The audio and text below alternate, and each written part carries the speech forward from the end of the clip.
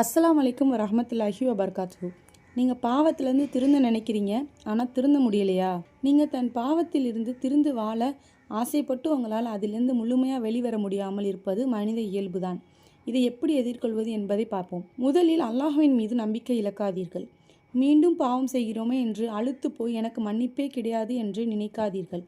இதுதான் ஷைத்தானின் மிகப்பெரிய வலை. அல்லாஹ் தன் அடியார்களை பார்த்து, என் அடியார்களே, பாவங்கள் செய்து தங்களுக்குத்தானே தீங்கிழைத்து கொண்டவர்களே, அல்லாஹ்வின் ரஹ்மத்தில் அதாவது அருளில் நீங்கள் நம்பிக்கை இழந்து விடாதீர்கள். நிச்சயமாக அல்லாஹ் பாவங்கள் அனைத்தையும் மன்னிப்பான். மனிதன் தவறு செய்பவன்தான்.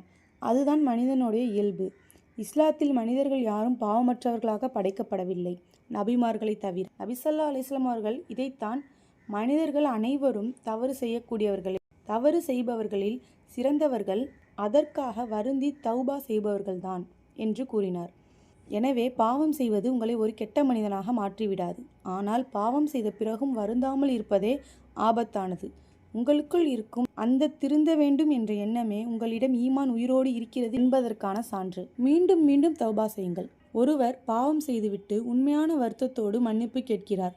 பிறகும் பலவீனத்தால் மீண்டும் அதே பாவத்தில் விழுந்து விடுகிறார். இப்போது என்ன செய்ய வேண்டும்? மீண்டும் தௌபா செய்ய வேண்டும். நபி ஸல்லல்லாஹு அலைஹி வஸல்லம் அவர்கள் ஒரு அடியான் பாவம் செய்துவிட்டு, இறைவா, என்னை மன்னித்து விடு என்கிறான். அல்லாஹ் என் அடியான் தன் பாவத்தை மன்னிக்கும் ஒரு இறைவன் இருக்கிறான் என்பதை அறிந்து வைத்துள்ளான் என்று கூறி அவனை மன்னிக்கிறான். அவன் மீண்டும் பாவம் செய்து மீண்டும் மன்னிப்பு கேட்கிறான். அல்லாஹ் அப்போதும் அவனை மன்னிக்கிறான். நீங்கள் 100 முறை பாவம் செய்தாலும் 101வது முறை அல்லாஹ்விடம் திரும்புங்கள். அல்லாஹ் மன்னிப்பதில் சலிப்படைவதே இல்லை. மனிதன்தான் மன்னிப்பு கேட்பதில் சலிப்படைகிறோம். நன்மைகளை கொண்டு பாவங்களை அழியுங்கள்.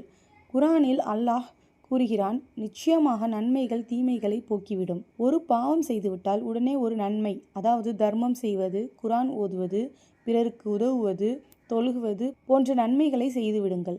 தொழுகையை நிலைநாட்டுங்கள். ஐவேளை தொழுகையை, குறிப்பாக தஹஜ்ஜத் தொழுகையை நிலைநாட்டுங்கள். தஹஜ்ஜத் தொழுகை மனிதனை பாவங்களிலிருந்து தடுக்கும் கேடயமாகும்.